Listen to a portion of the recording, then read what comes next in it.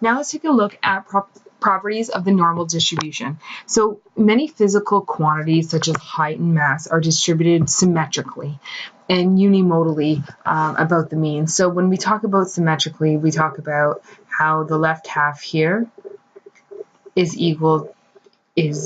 a mirror reflection of the right half here. And when we talk about unimodally, we talk about there being like one hump. That's what we talk about. Okay? So this is known as the bell curve, also known as the normal distribution. So as soon as we see a bell curve, and you can see it just like a little bit below here, we talk about the normal distribution. The normal distribution is very useful since it allows us to calculate probabilities in a wide range of contexts. So let's talk about the normal distributions, okay? So first, we can describe the normal distribution by their mean and their standard deviation. Let's make this skinnier.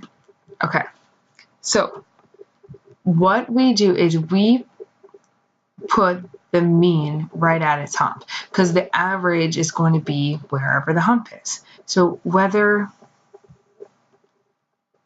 the normal distribution is wider or more narrow, as long as it's in a bell curve and it's normal distribution, the average or the mean is right at the peak of the hump. Okay, and that means that this is also the mode. So in a normal distribution, the mode and the mean are actually the same value. Now, as we move away from the mean, what we do is we quote how far away from the mean we are, but in standard deviations. So this would be the average. See right here, the average plus one standard deviation away from the mean. And this line here would be the average minus one standard deviation away from the mean.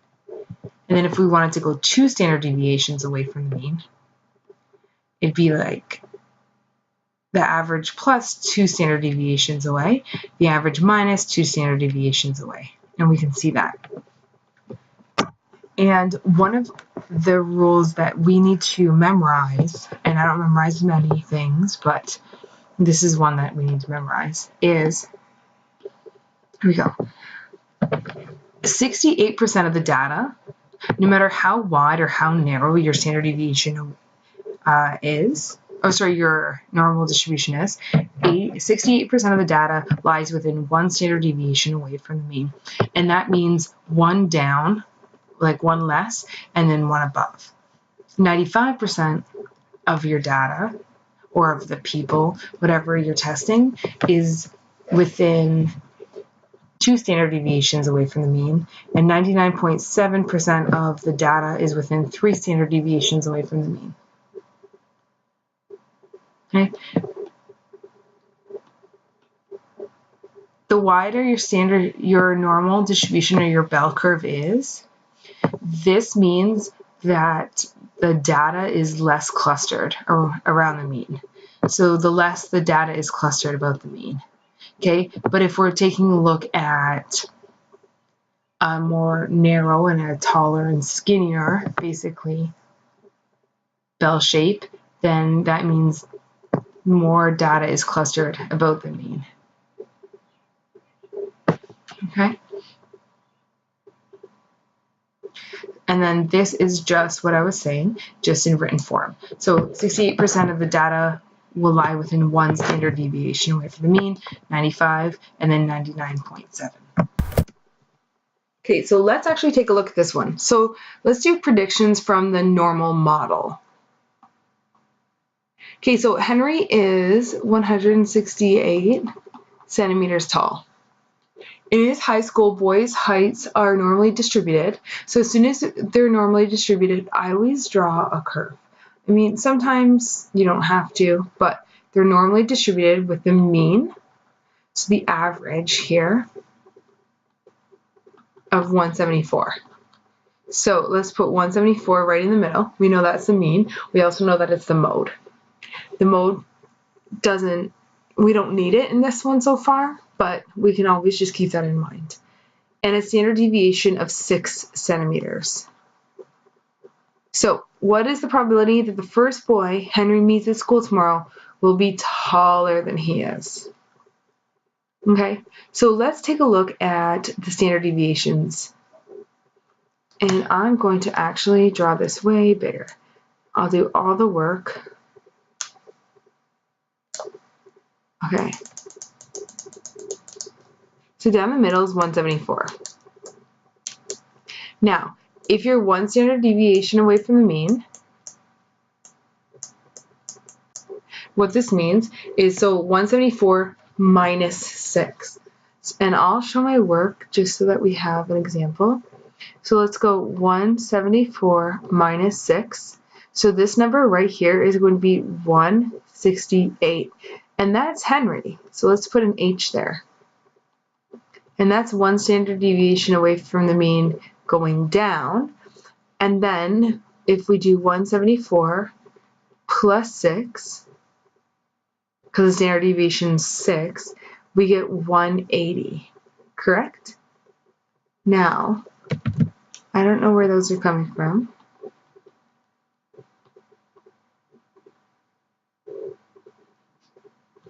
Okay, so we get 180.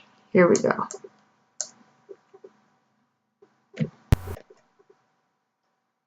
Now, if we refer back to the previous screen, so we know right now that Henry is 1 standard deviation less than the mean. So if we come back here, what we want to look at is 1 standard deviation away from the mean is 68%. So what that means is 34% of the individuals are negative 1 standard deviation away from the mean to the mean, and then the other 34% are from the mean to plus 1 standard deviation away. So let's calculate that. Okay, so we know from here to here is 34%. Okay,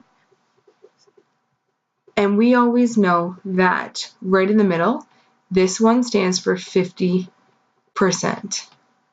So let's do the 50% minus the 34. And what does that equal?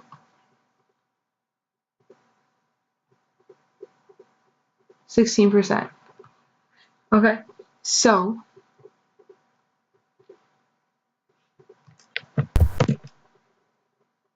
from the start of the tail all the way up until 1 standard deviation away from the mean,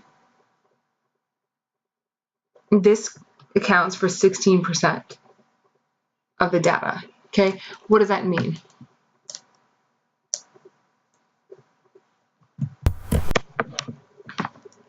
That means that 100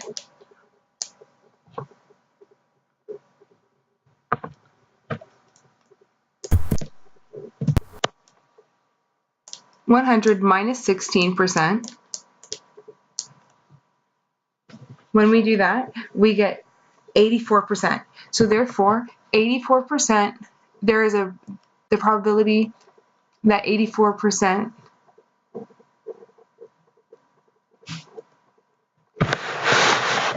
there's an 84% probability that when Henry meets a boy at school tomorrow, he will be taller than Henry is.